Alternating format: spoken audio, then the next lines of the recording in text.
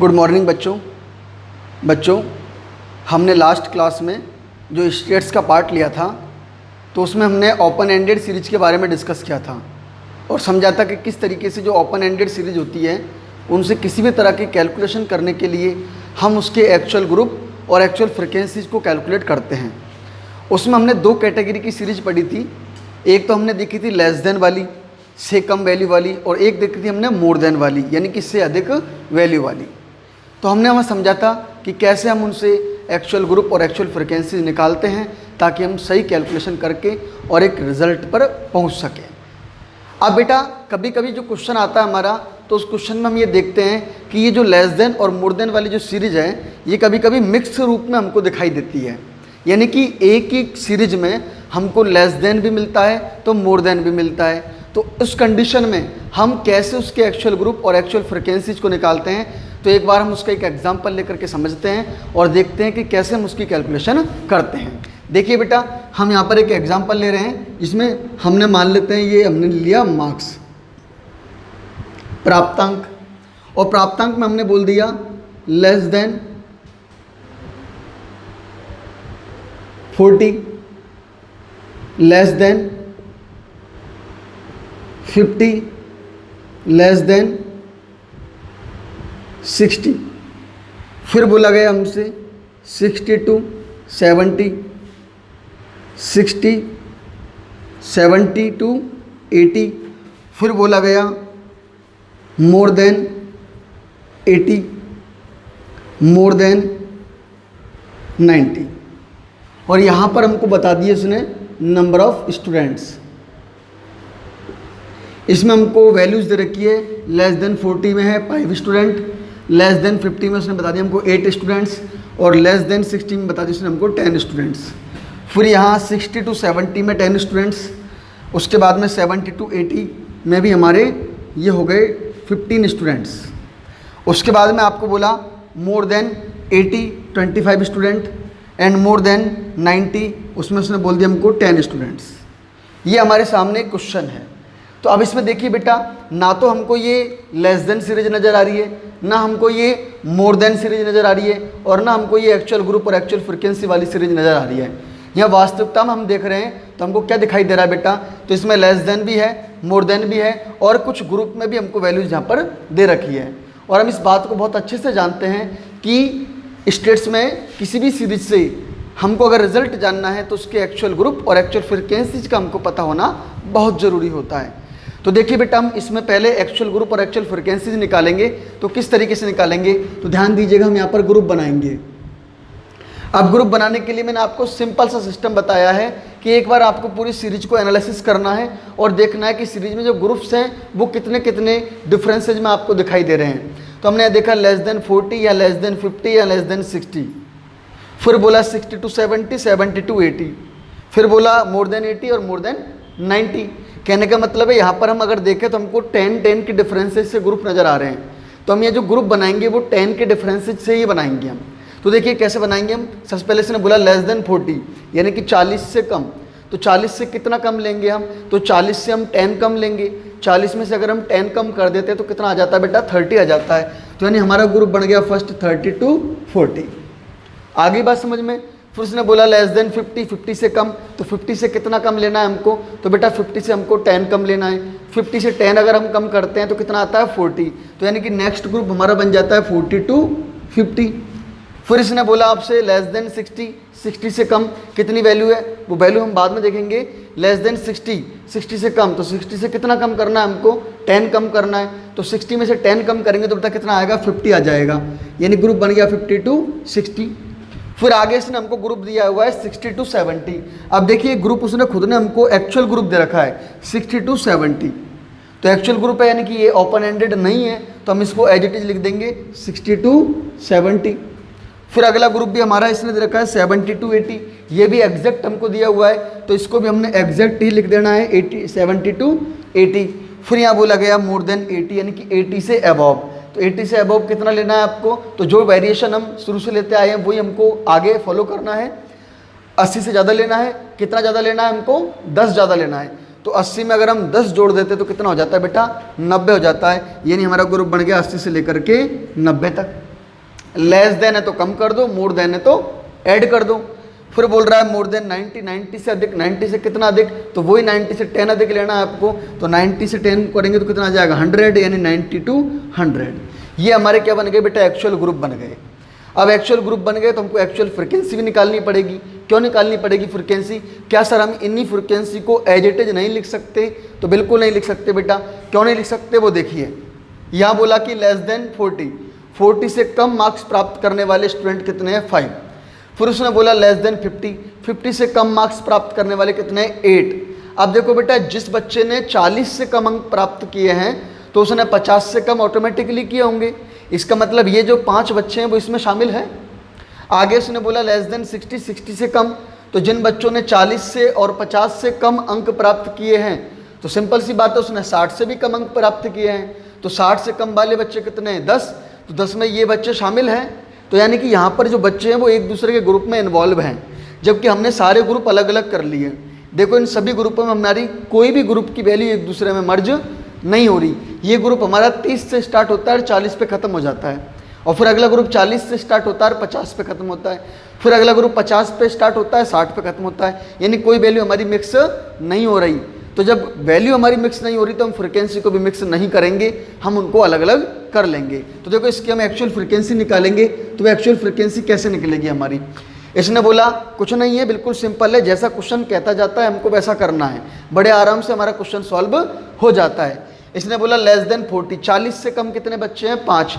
हमने जो ग्रुप बनाए हैं तो इन ग्रुपों में चेक कीजिए और देखिए कि 40 से कम मूल्य वाला ग्रुप कौन सा नज़र आ रहा है आपको। तो हम इन्हें सारे ग्रुप देखे तो सारे ग्रुप में हमको केवल पहला ग्रुप दिखाई दे रहा है जो कि 40 से कम वैल्यू है। तो 40 से कम क्योंकि 30 से 40, इसमें 30, 31, 32, 35, 38, 39 शामिल होते हैं, तो ये अकेला ग्रुप है। और मैंने आपको बताया जब ग्रुप अकेला होता है तो हमको फ्रिक्वेंसी को बांटने की जरूरत नहीं होती है, जो फ्रिक्वेंसी हमारी एज इट इज उठ करके आ जाएगी। तो ये 5 का 5 हमारा सीधा सीधा ऐसे यहाँ पर आ जाएगा। फिर अगला ग्रुप है हमारा 40 से 50, और क्वेश्चन बोलता है कि 50 से कम के कितने स्टूडेंट है 8। 50 से कम अंक प्राप्त करने वाले बच्चे कितने हैं 8। तो 50 से कम अंक वाले ग्रुप कौन कौन से? देखो बेटा 50 से कम ये दोनों ग्रुप है, 30 से 40 भी 50 से कम है, और 40 से 50 में 40, 42, 43, 45, 48, 49 आ रहे हैं, तो ये भी हमारे 50 से कम है। तो कह सकते हैं कि हम ये दोनों ग्रुप जो है वो 50 से कम वैल्यू को इंक्लूड करते हैं। तो इनकी फ्रिक्वेंसी कितनी है मेरे बेटा 8। इन दोनों की फ्रिक्वेंसी कितनी हो गई 8, जिसमें से पहले ग्रुप की फ्रिक्वेंसी कितनी नजर आ रही है हमको 5। दो ग्रुप की फ्रिक्वेंसी का टोटल 8 है, जिनमें से एक ग्रुप की फ्रिक्वेंसी कितनी है मेरे लाल 5, तो दूसरे की कितनी हो जाएगी बेटा? तो 8 में से हम 5 को लेस कर देंगे तो कितनी आ जाएगी 3 आ जाएगी। बहुत सिंपल है। अगला बोल रहा है कि लेस देन 60, 60 से कम की फ्रिक्वेंसी कितनी है 10। अब ये देखो 60 से कम मूल्य वाले ग्रुप कौन कौन से हैं? तो देखो ये भी 60 से कम है, और ये भी 60 से कम है, और ये 50 to 60 है, इसमें 50, 52, 55, 58 आ रहे हैं, ये भी हमारा 60 से कम है। हम कह सकते हैं तीनों ग्रुप 50 से कम 60 से कम है, और 60 से कम स्टूडेंट जो है वो कितने हैं 10। तो ये हम कह सकते हैं कि तीनों ग्रुपों की फ्रिक्वेंसी कितनी है 10, और इन तीन ग्रुप में से दो की मुझे मालूम है, इसकी कितनी है 5 और इसकी कितनी है 3, यानी इन दोनों की मिलाकर कितनी है 8, 5 और 3 8, जबकि इन तीनों की मिलाकर कितनी है बेटा 10। तो तीनों की 10 है, जिनमें से दो की कितनी है 8, तो डिफरेंस कर देंगे तो हम तीसरे की आ जाएगी। इन तीनों के टोटल में से इन दोनों का टोटल हम लेस कर दें तो 10 में से अगर 8 को लेस किया तो कितना बच जाएगा बालक 2 बच जाएगा। तो इसकी फ्रिक्वेंसी कितनी आ गई हमारी 2 आ गई। यहाँ तक की बात उम्मीद है समझ में आ गई होगी आपको। अब आगे देखिए, अगला हमको क्वेश्चन में ग्रुप दे रखा है 60 से 70, और हमारा जो एक्चुअल ग्रुप आया वो भी कितना आया 60 से 70। कहने का मतलब है कि जो ग्रुप हमको क्वेश्चन में दे रखा है हमने वही ग्रुप बनाया है एक्चुअल ग्रुप में, तो फिर जब हमारा ग्रुप चेंज नहीं हुआ तो फ्रिक्वेंसी भी चेंज नहीं होगी। तो यहाँ पर ये फ्रिक्वेंसी 10 की 10 हमारी एज इट इज उठ करके आ जाएगी। समझ में आ गई बात। अगला ग्रुप हमको क्वेश्चन में दिया हुआ है 70 to 80, और हमने जो ग्रुप बनाया वो भी कितना है 70 to 80, यानी कि जो क्वेश्चन का ग्रुप था वही ग्रुप हमने सेम टू सेम यहाँ पर फॉलो किया है, तो फिर इसकी फ्रिक्वेंसी भी हमारी सेम टू सेम आ जानी है। तो ये 15 का 15 हमारा यहाँ पर ऐसे कैसे ही आ जाएगा। समझ में आ गई बात सबके। चलिए अब आगे देखते हैं। आगे इसने बोला मोर देन 80, 80 से अधिक अंक प्राप्त करने वाले जो बच्चे हैं उनकी संख्या कितनी है 25। अब आप इस पूरे सॉल्यूशन में देखिए 80 से अधिक अंक प्राप्त करने वाले बच्चे कितने नजर आ रहे हैं आपको? तो 80 से अधिक देखो, ये 80 से लेकर 90 तक भी 80 से अबव हुआ, और ये 90 to 100 भी 80 से अबव हुआ। कहने का मतलब ये दोनों ग्रुप है जो है वो 80 से अधिक के मार्क्स को इंक्लूड करते हैं। तो इनकी फ्रिक्वेंसी कितनी बताइए आपको 25, यानी कि 80 से 90 और 90 से 100 हो गया 80 से अधिक। इसकी नंबर ऑफ स्टूडेंट कितने हैं 25 है। हमको केवल इस ग्रुप का चाहिए, इस ग्रुप का मालूम नहीं चल रहा तो बिल्कुल बेटा परेशान होने की ज़रूरत नहीं है। जिस तरीके से हम जब कार ड्राइव कर रहे होते हैं या बाइक ड्राइव कर रहे होते हैं, आपने देखा होगा कि सर्दियों के मौसम में जब हम बाइक ड्राइव करते हैं तो कोहरा छा जाता है, तो बाहर सामने हमको दूर कोहरा दिखाई देता है जिससे हमको रास्ता नज़र नहीं आता है। लेकिन जैसे जैसे हम अपनी बाइक को आगे बढ़ाते जाते हैं, इस बात के डर को छोड़कर कि आगे रास्ता दिखाई नहीं दे रहा, तो हम जैसे जैसे आगे बढ़ते जाते हैं हमको रास्ता ऑटोमेटिकली दिखाई देता हुआ चला जाता है। बेटा जीवन का भी यही फंडा है। जीवन में किसी भी तरह की कोई भी समस्या हो, उस समस्या का समाधान का सबसे बेहतरीन उपाय है कि बस हमको प्रयास करते रहना चाहिए, हमको आगे बढ़ते रहना चाहिए। किसी भी तरह का हमको अंधकार दिखाई दे रहा है तो जैसे जैसे हम अपने जीवन में आगे बढ़ते जाएंगे हम उस समस्याओं से समाधान पाते हुए चले जाएंगे। तो यहाँ पर हमने देखा कि 80 से 90 की ग्रुप की फ्रिक्वेंसी हमको नज़र नहीं आ रही है, तो हमको बिल्कुल परेशान नहीं होना है और अगली स्टेप को फॉलो करना है। अगली स्टेप में बोला इसने कि मोर देन 90 की वैल्यू कितनी है, फ्रिक्वेंसी कितनी है 10, 90 से अधिक की फ्रिक्वेंसी कितनी है 10। अब हमने यहाँ देखा 90 से अधिक वाले ग्रुप कितने हैं, तो 90 से अधिक वाला ग्रुप केवल अकेला ही है 90 से 100।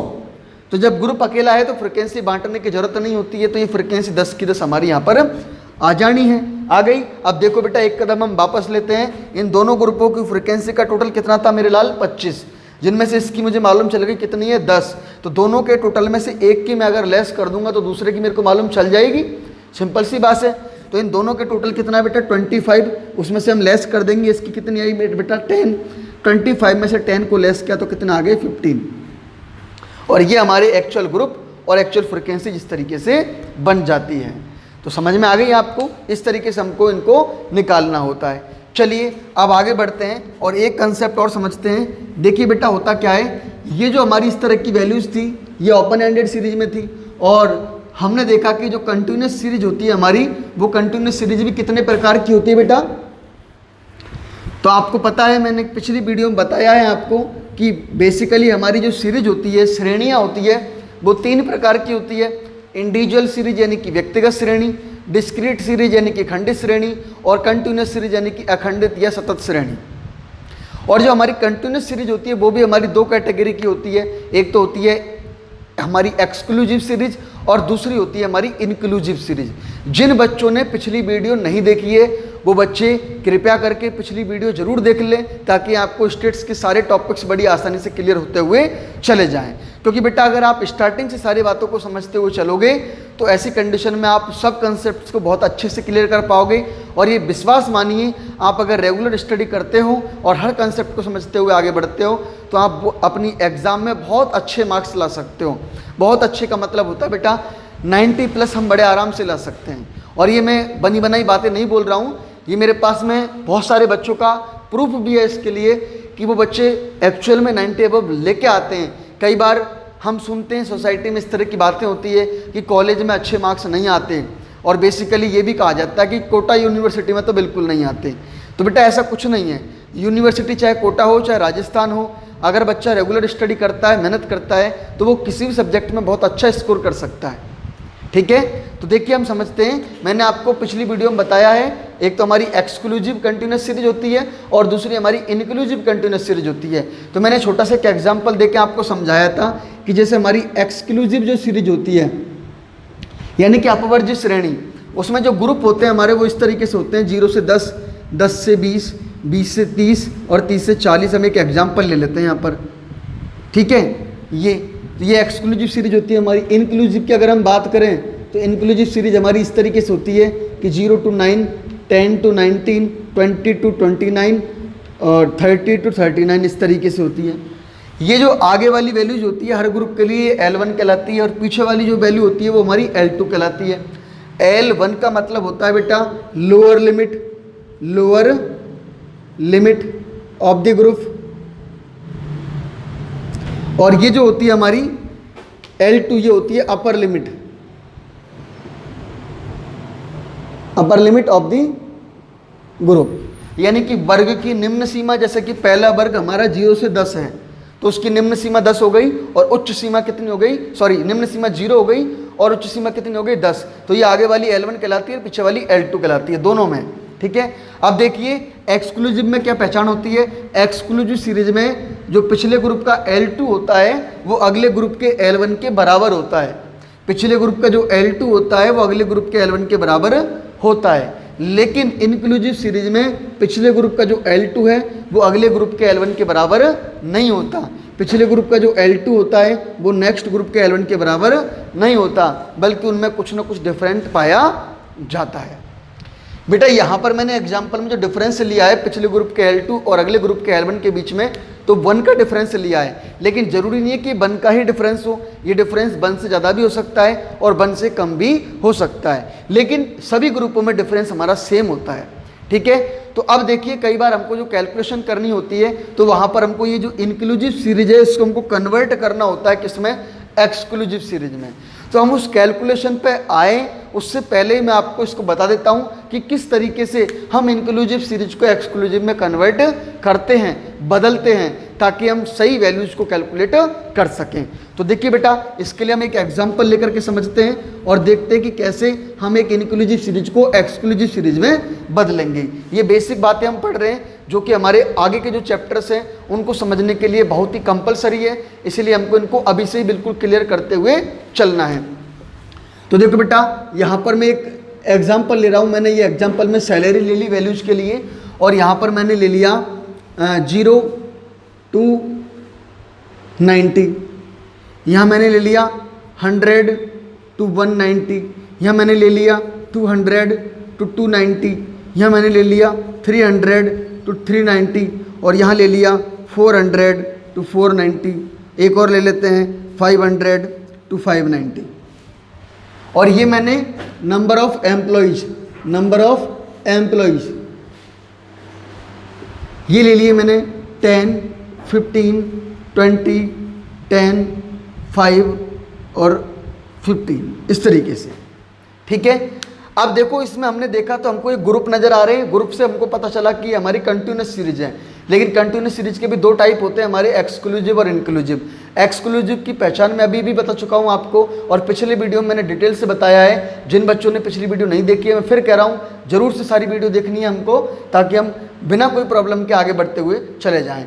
तो देखो ये हमको दिखाई दे रहा है कि इसमें पिछले ग्रुप का जो L2 है वो अगले ग्रुप के L1 के बराबर नहीं है। यहाँ ग्रुप हमारा 0 से लेकर 90 पे खत्म हो गया, लेकिन यहाँ हमारा ग्रुप 100 से स्टार्ट हो रहा है। दोनों के बीच में हमको डिफरेंस नजर आ रहा है। तो ये हमारी इंक्लूसिव सीरीज की पहचान है। किसकी पहचान है? ये इंक्लूसिव सीरीज की, जिसमें पिछले ग्रुप का L2 अगले के L1 के बराबर नहीं होता है। तो हम इस सीरीज को कन्वर्ट करेंगे, इस इंक्लूसिव सीरीज जो है हमारी, इसको कन्वर्ट करेंगे, किसमें कन्वर्ट करेंगे? एक्सक्लूसिव में। इंक्लूसिव टू एक्सक्लूसिव कैसे कन्वर्ट करेंगे? तो देखिए बेटा, हम यहाँ पर सैलरी निकालेंगे, बहुत ही आसान है, समझिएगा, ध्यान दीजिएगा। देखो इनमें हमको देखना है डिफरेंस कितने का है। तो यहाँ हमको डिफरेंट पिछले ग्रुप की L2 और अगले ग्रुप की L1, इनके बीच में आपको डिफरेंस देखना है। 90 और 100 10 का डिफरेंस है, 190 और 200 10 का डिफरेंस है, 290 और 300 10 का डिफरेंस है, 390 400 10 का डिफरेंस है, 490 500 10 का डिफरेंस है। कहने का मतलब इन सब में डिफरेंस हमको कितने का नजर आ रहा है? 10 का नजर आ रहा है। तो अब हम क्या करेंगे, ये जो डिफरेंस है, हमने सबसे पहले डिफरेंस कैलकुलेट करना है।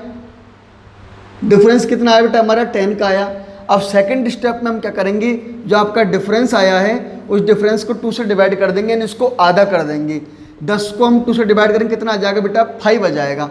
और ये डिफरेंस का जो आधा आपका आया है 5, इसको क्या करना है हमको? हर ग्रुप की, ध्यान सुनना मेरे बेटे, हर ग्रुप की L1 में से तो आपको लेस करना है और L2 में जोड़ना है। यानी कि छोटी सीमा को छोटा करना है और बड़ी सीमा को बड़ा करना है। तो छोटे में से तो घटाना है और बड़े में जोड़ना है। किसको? ये जो डिफरेंस है, इस डिफरेंस के आधे को।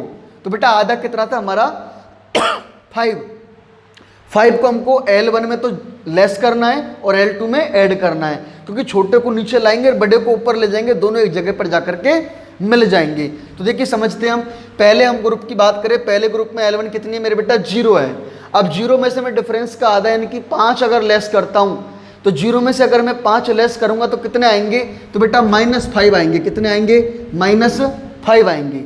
और L2 कितनी है मेरे लाल, 90। तो L2 में आपको जोड़ना है इसी डिफरेंस को, तो 90 को मैं 5 में जोड़ूंगा तो कितना हो जाएगा, 95। कितना हो जाएगा बेटा, 95। यानी कि ये हमारा पहला ग्रुप बन जाता है -5 से लेकर 95 तक। फिर आगे हम बात करें, अगले ग्रुप में है 100। तो 100 में से अगर मैं 5 को कम करता हूँ तो कितना आ जाएगा बेटा, 95। कितना आ जाएगा, 95। और इस 190 में 5 को जोड़ूंगा तो कितना आ जाएगा, 195। समझ में आ गई बात, बहुत आसान है। 200 में से 5 को लेस करूंगा तो 195, और फिर इधर 290 में 5 को ऐड करूंगा तो 295। आगे फिर 300 में से मैं 5 को लेस करूंगा तो 295, और इधर अगर 390 में से मैं ऐड कर दूंगा तो 395। नेक्स्ट 400 में से अगर मैं 5 को लेस करता हूँ तो 395, और इधर 490 में मैं 5 को ऐड करता हूँ तो 495। आगे अगर 500 जो हमारा है, इस 500 में से अगर मैं 5 जो कि डिफरेंस का आधा है उसको अगर मैं लेस करता हूँ तो 495, और इधर 590 में उसको अगर मैं ऐड कर दूँ तो 595।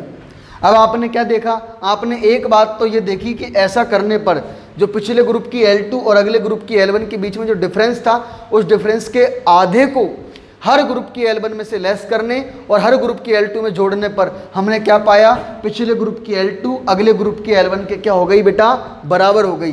पिछले ग्रुप की L2 अगले ग्रुप की L1 के क्या हो गई, बराबर हो गई।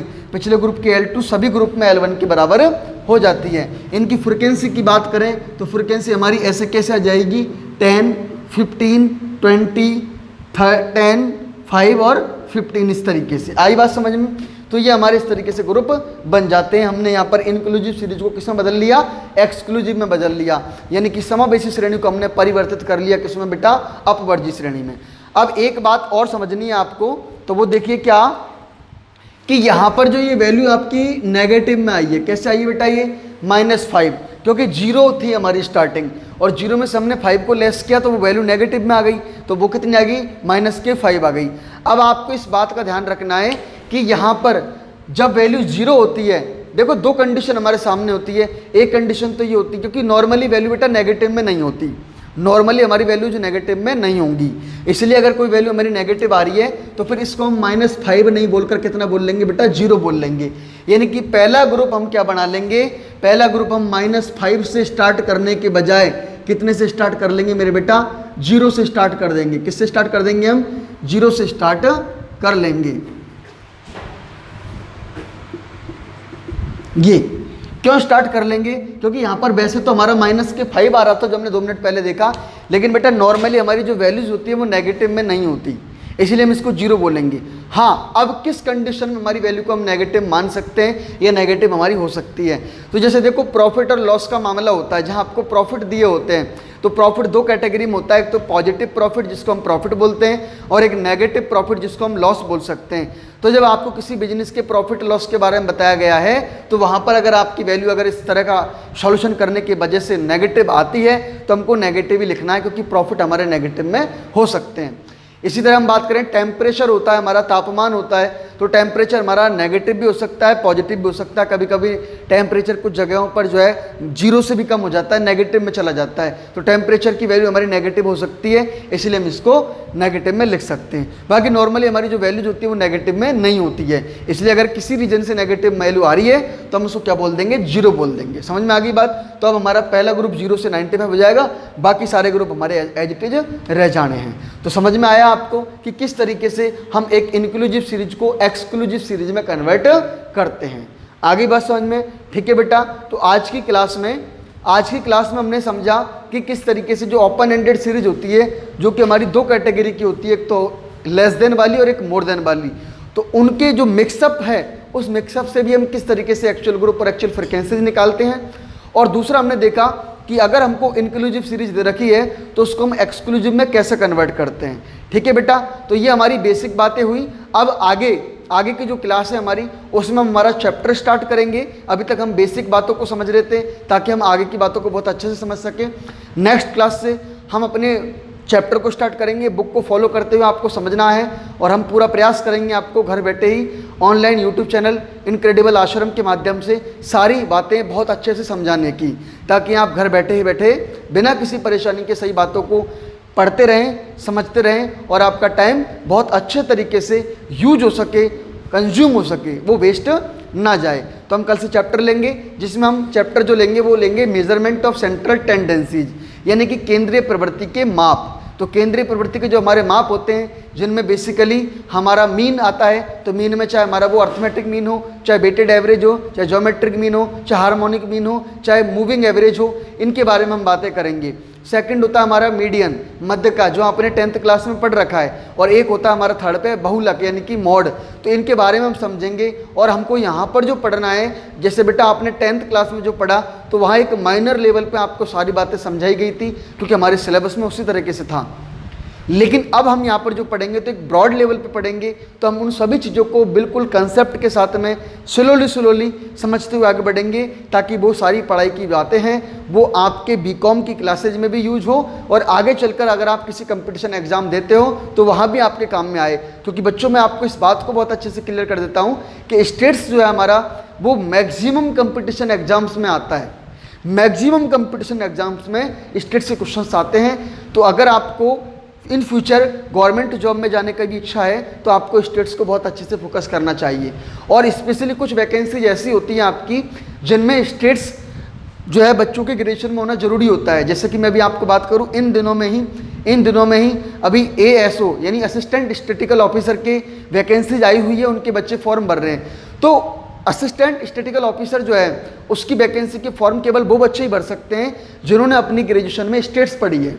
और वो स्टेट्स कौन बच्चे पढ़ते हैं? या तो कॉमर्स वाले बच्चों को स्टेट्स पढ़ने को मिलता है, या मैथ्स वाला जो बच्चा होता है उसको स्टेट्स पढ़ने को मिलता है, या फिर आपने आर्ट्स सब्जेक्ट में इकोनॉमिक्स अगर लिया हुआ है तो वहाँ पर आपको स्टेट्स पढ़ने को मिलता है। तो ये बच्चे ही उस एग्ज़ाम को जो है देने के लिए एलिजिबल होते हैं। इसी तरह से जो हमारा स्टैटिस्टिकल डिपार्टमेंट है, उसमें भी हमारी एग्जाम्स निकलती है, वैकेंसी निकलती है, उसमें स्टेट्स वाले ही फॉर्म भर सकते हैं। इन्वेस्टिगेटर की वैकेंसी भी आई हुई है, जिसके अभी एग्ज़ाम 10 अक्टूबर को होने वाली है। तो ऐसी कुछ कई सारी एग्ज़ाम्स हैं जिनमें हमारी कॉमर्स के कई सारे सब्जेक्ट हैं, वो डायरेक्टली और इनडायरेक्टली दोनों तरीके से बेनिफिट देते हैं। डायरेक्टली तो बेटा कैसे बेनिफिट देते हैं कि उन एग्ज़ाम के फॉर्म को वही बच्चे भर सकते हैं जिन्होंने स्टेट्स को पढ़ा है, जिनके स्टेट्स ग्रेजुएशन में सब्जेक्ट का पार्ट रहा है। और इनडायरेक्टली सपोर्ट आपको इसलिए करता है कि अगर आपने बिल्कुल सभी चीज़ों को बहुत अच्छे से पढ़ा है, कंसेप्ट को समझते हुए अगर आप आगे बढ़े हो, तो ऐसी कंडीशन में वो आपको, जब हम कंपटीशन एग्जाम की तैयारी कर रहे होते हैं, तो वहाँ पर हमको बहुत अच्छे तरीके से बेनिफिट देती है। तो मेरे बच्चों, हम जो क्लास में स्टडी करेंगे कल से, तो उसमें हम स्टेट्स के जो टॉपिक्स पढ़ेंगे वो हम ग्रेजुएशन लेवल में आपके जो बीकॉम या BA भी जो बच्चे स्टेट्स से कर रहे हैं, उनको जो स्टेट्स पढ़ने को मिल रही है, वो तो आपके वहाँ सारी बातें काम में आएंगी ही आएंगी। साथ ही साथ हम जो लेवल लेकर चलेंगे, तो उसमें आपको कंपटीशन एग्जाम में किस तरीके के क्वेश्चन पिछले एग्जामों में आते हैं, आए हुए हैं, और इन फ्यूचर में जिनके आने की संभावना होती है, उन सभी कंसेप्ट को भी आपको बताएंगे, ताकि यहाँ आप बीकॉम पढ़ते पढ़ते कंपटीशन लेवल की तैयारी भी अपनी मेंटेन रख सकें। ठीक है बेटा, तो आज की क्लास में बस हम इतना ही लेंगे और मिलते हैं एक नए जोश के साथ नेक्स्ट वीडियो में। Thank you so much.